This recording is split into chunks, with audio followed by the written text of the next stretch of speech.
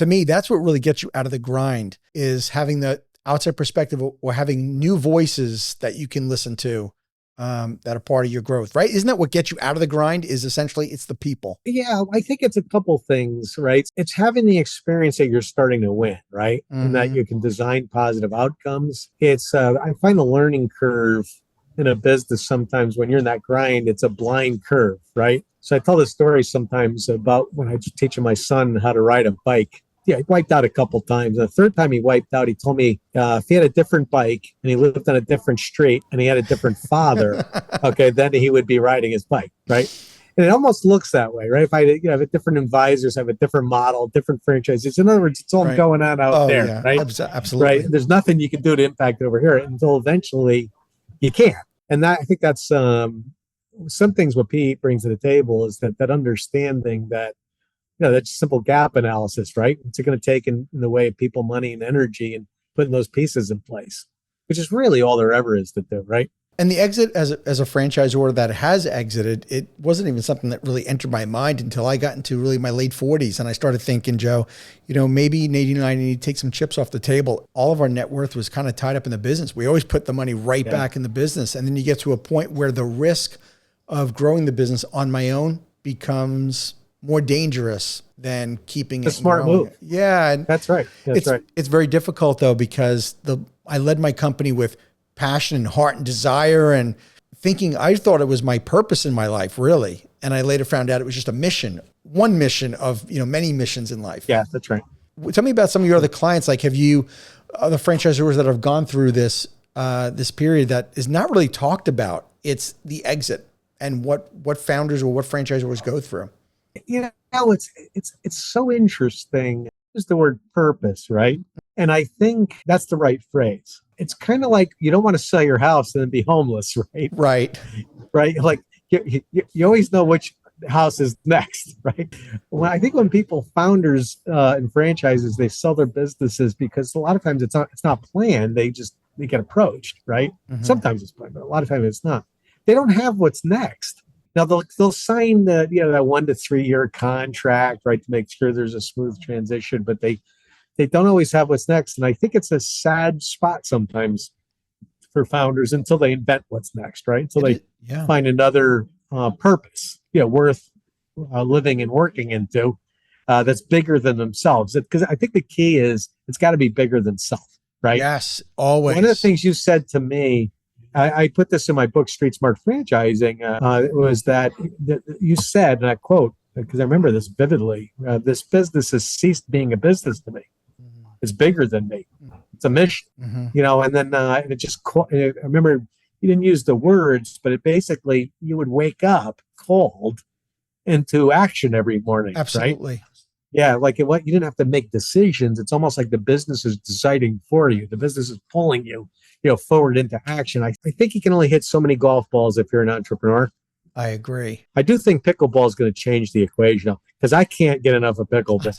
I could see that helping me hang it up. Yeah. At some point. Yeah. I don't know. So even though I planned my exit in advance, going back to what you said, I-9 Sports for me was my purpose.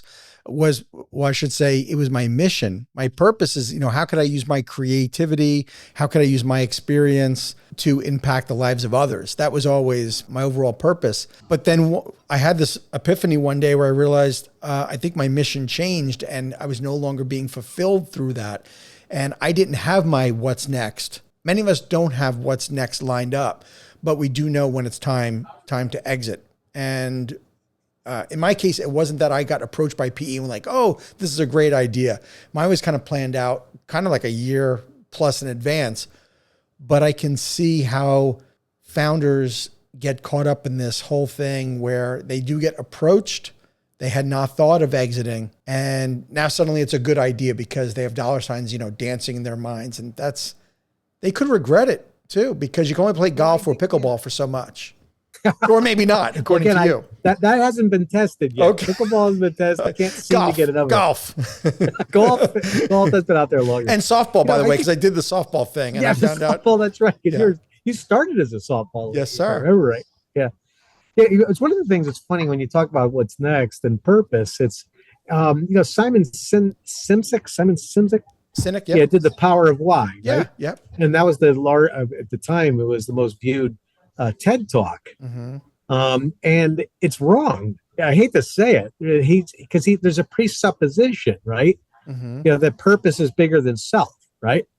If there's a God, okay, then you were designed for purpose. You're not random, right? Right. And you don't even get to say what your purpose is, right? Any more than a toaster gets to say what its purpose is, right?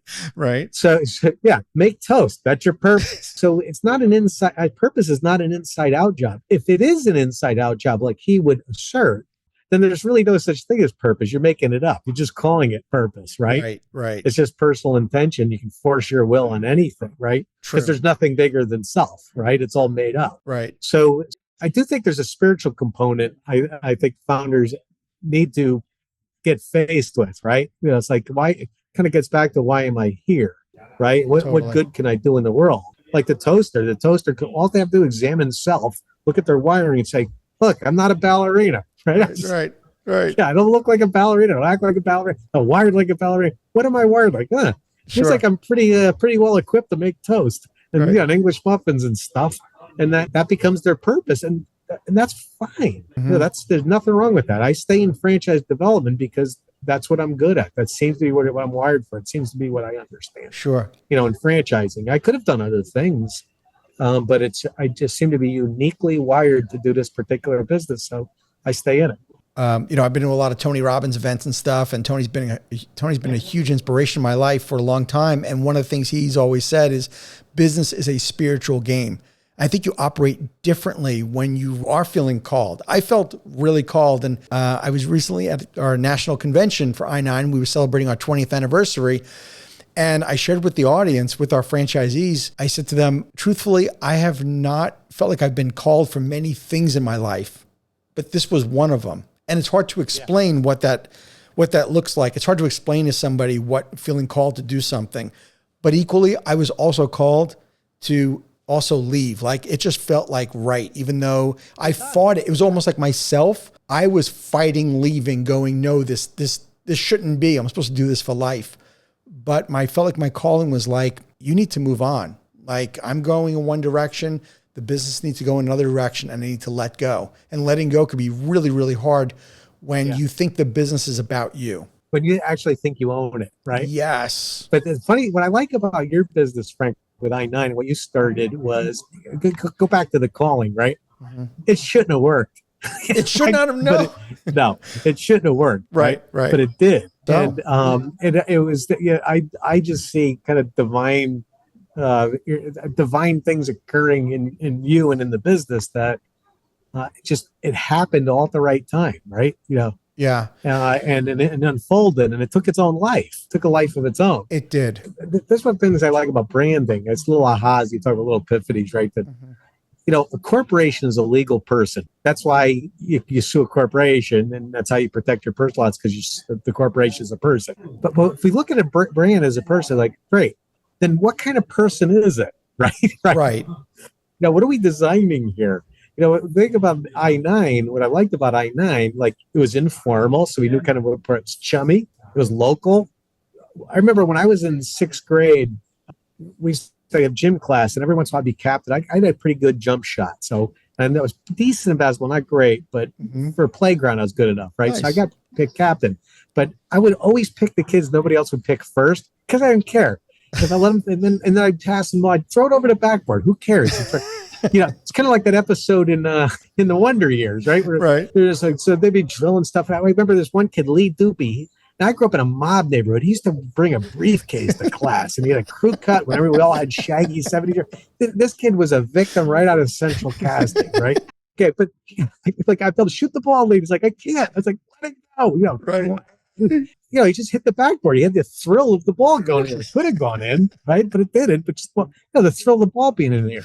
Now, I thought that's what I9 was, right? You didn't get the kids from the travel leagues, right? We did not. No, but I knew that. Kids who want to have fun and run around and play, right? I knew that mom was our customer, though. Where so many leagues went wrong, Joe, is that people that started leagues thought, I need to be in the competitive travel space. But that was a sliver of the market. The other 90% just wanted to play and have fun, like you're saying. And that's, and you were a facilitator of that, right? Right. And it is so innocent. And it's so spot on. It's so the reason you let kids be kids, right? Yeah. The parents. I remember when I played Little League one time, I was in a game and close play third. I was coaching third base, told the kid to slide, got in there, and then we got pelted with rocks and bottles. What rough neighborhood, man. The kid was out. We had to get a police escort home. Little League, right? Little League. I was 11 years old. I'm dodging bottles, right? No, that's not I-9. Thank you for tuning into the Emerging Franchise Brands podcast. For additional insights, guest applications, and to stay connected, visit us at efbpodcast.com. The Emerging Franchise Brands podcast is for entertainment purposes only, and the views expressed do not necessarily represent those of Emerging Franchise Brands, its host Frank Fiume, or Emerging Franchise Group LLC. Any discussed franchise or investment opportunity requires thorough investigation, obtaining proper disclosure documents, and expert consultation before making any investment decisions. The podcast and its host do not offer professional advice or endorsements, and they hold no responsibility for actions, representations, accuracy, or consequential damages related to the podcast content.